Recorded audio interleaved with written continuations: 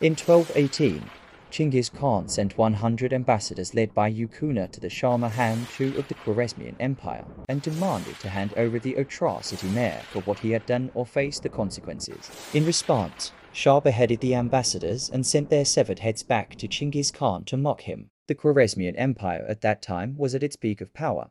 The nation was wealthy and had great military forces. In the summer of 1219, the year of Rabbit, Chinggis Khan left his youngest brother in charge of his empire and took Kulan Khan Queen with him as usual. The majority of the Mongol army left the Orak Palace and went on a quest to conquer the great Khwarezmian Empire. The size of the troops varies in historical documents, but most historians agreed that it was about 130,000 men at maximum. The troop passed through the Arrain Hills to the Irtysh River Valley and spent the summer there. In September 1219, the Mongol army came to Otrar city and started a siege using newly adopted Chinese technologies. During the first battle, Mongols burned down the main passage bridge to prevent Khwarezmian troops from entering the city. Otrar was not a single city, but rather an oasis containing a series of cities and towns that lay on the Syr River. The siege of Otrar city continued for another 5 months. Otrar city mayor Analchik was the last person to surrender. This is exactly what Shah Muhammad II expected. They were expecting the Mongol army to come through the Zugarian gate and enter through the Otrar city passage. Muhammad Shah, having mustered a force of well over 400,000 hardened Turkish or Muslim troops, felt reasonably assured that he could quickly halt any Mongol invasion. But, like Napoleon's opponents in the 19th century, he adopted the fatal cordon defense system along the line of a wide river, the Syr facing north. A chain of walled towns strengthened this defensive line. Behind it lay Samarkand and Bukhara, 2 centers of Khwarezmian power, lying west and south of the headwaters of the Syr River. Around October 1219, Chinggis Khan and his youngest son Tului took the majority of the Mongol troops from Otrar city in secret and headed north of the Syr River. For the next 5 months, they traveled 1,300 miles around the Syr River, crossed the Khazar Kayum Desert, and by March 1220 they appeared at the gate of the Bukhara city, completely outflanking the enemy force by 400 miles behind the enemy front line. In the meantime, to create an illusion of the full army force, Mongols placed dummies made of wool on the horses and made extra campfires at night to create an illusion. In autumn 1219, after strategizing based on the intellects, before leaving the Irtysh River Valley, Chinggis Khan sent Ziv General first, followed by Subadeh General and Toga Noyan, and said, "Go around Sultan's territory in secret without distracting anything and reunite us when we get there." Zev and Subadeh generals followed the orders of the Khan, but Toga Noyan ransacked the Fergana Valley and Kojan villages and captured farmers on his way. If it weren't for him, Mongol forces would have successfully outflanked the enemy force from south and north. However, this thoughtless action alarmed the enemy. After receiving the news from the south, Shah and his son Jalal-ad-Din quickly assembled their 50,000 elite force and headed to Chinggis Khan's troops. When Shah mobilized these men, he left the city garrisons at his initially intended locations. Shiki Kutak was on the front line of the Chinggis Khan's troops when Shah and Jalal-ad-Din's troops marched a surprise attack, and subsequently, Shiki Kutak retreated. When Shah's troops were on the verge of reaching Chinggis Khan, Zev, Esbidi and Togokar's troops attacked them from the back and smashed the Khwarezmian force. Zev, Esbidi, and Togokar's troops chased Shah and his son Jalal-ad-Din's troops without letting them near Bukhara, Samarkand, and Otrar cities. When the Khwarezmian forces were pushed to the Amudayar River, they jumped into the river and most of them were killed by the strong currents. Zev, Esbidi, and Togokar's troops headed back and reunited with the main force at the Bukhara siege. His 3 sons also reunited with the main force after taking down the Otrar city.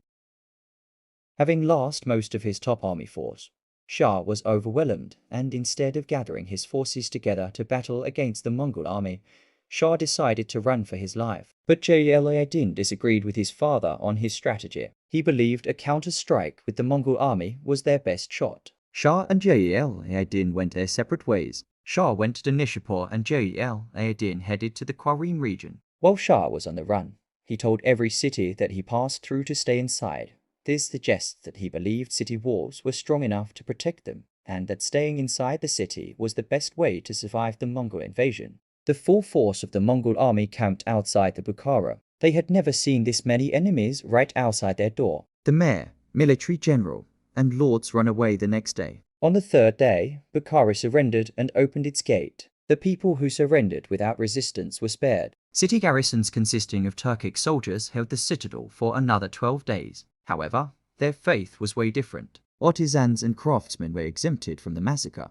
Young men were drafted into the army. On April 11, 1220, after taking over Bukhara, Chinggis Khan turned east to Samarkand city. Samarkand was the last stronghold of the Khwarezmian Empire. She was better fortified than Bukhara city. On the third day of the siege, garrisons launched counterattack and Mongols feigned retreat, luring half of the city garrisons out of the fortifications and slaughtered them in an open field. On the fifth day, some soldiers surrendered but still held out in the citadel. After taking over the whole city, all residents were evacuated out of the city into the open field. As usual, artisans and craftsmen were exempted.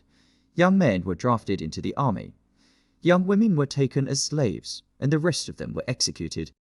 After taking control of Samarkand, in the autumn of 1220, Chinggis Khan went up to the Uyighur river source and camped at the Barvan field. He complimented his two generals Sev and Esbidi for following his orders. As a punishment for not obeying his order, Chinggis Khan wanted to execute his son-in-law Togakar Noyan, but he postponed Togakar's execution, stripped him of his military titles, and made him an ordinary soldier. From this location, he divided his troops into divisions and sent off to 4 different tasks. 1. Chinggis Khan ordered his 2 trusted generals Sev and Esbidi to chase down the Shah, who was at his summer castle. After hearing Otra, Bukhara and Samarkand fell before the Mongols. Shah's relatives were furious and attempted to kill him. He barely escaped to Nishapur. My previous video focused on Sev and Esbidi's journey in great detail. 2. He gave his right side of the army and sent his 3 older sons, Zuki, Sorkadai, and Agude to Gurganj city. Gurganj city held for 7 months. This was largely due to disagreement between Zuki and Zagaday's tactics. Zagadai wanted to quickly take over the city at all costs, while Zuki wanted to spare as many lives as possible. The Khwarezmian territory to be invaded by the Mongols was given to Zuki as his territory before the war. Therefore, Zuki intended to settle things through negotiation and avoid mass massacres. Also, he was good at conquering without a fight. Zagadai intended to comply with his father's order as he had a strict compliant personality. 3. Chinggis Khan sent Bala from Jalai clan to India to chase down Jal-ad-Din. Bala Noyan came back with many goats and camels after spending 7 years chasing Jal-ad-Din on the outskirts of India. Bala Noyan didn't see a sight of Jal-ad-Din. According to the secret history of the Mongols, the Battle of Parwan didn't happen as Rashid ad-Din claims. The 2 historical documents align pretty well except for the Battle of Parwan and Jal-ad-Din's story. 4. Chinggis Khan gave the left side of his army and sent his youngest son Tului to take over all major cities in the Khorasan region, Merv, Herat, Nishapur cities, etc. By the summer of 1221, Tulu successfully conquered the Khorasan region. However, this success was sacrificed with the lives of the family members. During the attack on Nishapur city, Togakar Noyan was killed, and soldiers were unable to take his body when they retreated. Chinggis Khan's daughter Chumalin led the left side of her father's army in an attempt to find her husband. During the attack on Bamiyan city, Chinggis Khan's grandson, Zagaday's eldest son, was also killed. Chinggis Khan went from Barvan field to Otra city. There, his 3 sons sent a messenger asking who should lead in this battle. Chinggis Khan told Agude to lead, as he was neutral and always kept diplomatic relations with everyone. After 7 days of attack, Gurganj surrendered. As usual, artisans and craftsmen were spared. Young men were drafted into the army and young women were taken as slaves, and the rest were executed. Approximately 20,000 artisans and craftsmen were sent back to the Mongol Empire from Khwarezmian. They lived amongst the nomads and dedicated their lives to building the Karakoram city. From Otra city, he went to Samarkand city, then Bukhara. By the time Chinggis Khan reached the summer castle of the Shah, it was already the summer of 1221. He sent a word to Tului to rest his soldiers and come to reunite with him. All of his sons came to Bukhara reunited with his father. Tului gave his father the most precious loot, while 3 older brothers didn't give him any of their loot. Chinggis Khan was furious and refused to see them for 3 days. Shiki Kutek and Borchi begged his forgiveness for them. Konkai from the Adarjan clan, Kontakar from the Dolandir clan, and Khwarezmian from the Uyighur clan pleaded to go anywhere the Khan wished them to go and conquer. Khwarezmian from the Uyighur clan was sent to Khalif in Baghdad. Chinggis Khan also sent Derby the Fierce of the Davad clan to Abtu city of Ayu Marumatsari,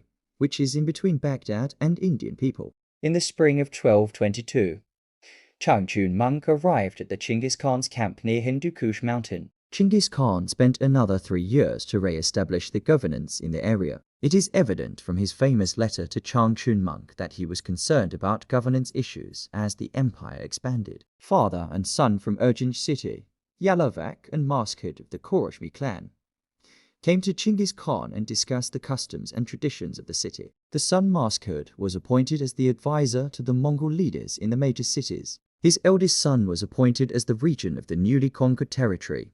Thus he stayed there to rule. On July 1225, Chinggis Khan and his troops spent a summer in the Irtish River Valley and went to the Tul River Valley by the autumn of that year, which is a modern-day Ulaanbaatar city in Mongolia. The Mongols prepared their army for their next destination for a year. In the autumn of 1226, Chinggis Khan moved his army toward western Xie